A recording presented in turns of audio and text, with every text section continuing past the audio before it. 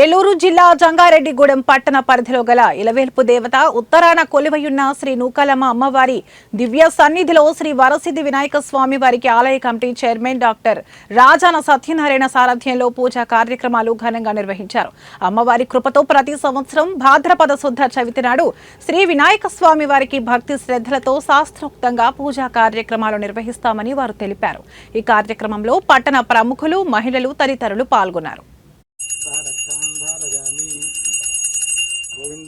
गोविंद गणेश महाराज की जय गोविंद माता महाराज्ञी की जय कांबिका माता को जय हर नमः पार्वती पतये हर हर महादेव శ్రీమాత్రే నమః.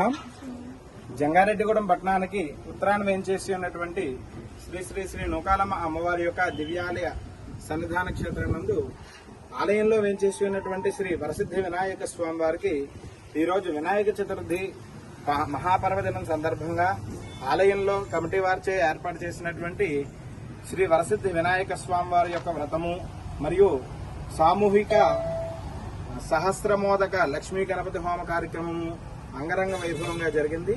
ఈ కార్యక్రమంలో భక్తులంతా కూడా పాల్గొని అమ్మవారు స్వామివారి యొక్క ఆశీస్సులు పొంది తీర్థ ప్రసాదాలు స్వీకరించి ఉన్నారు.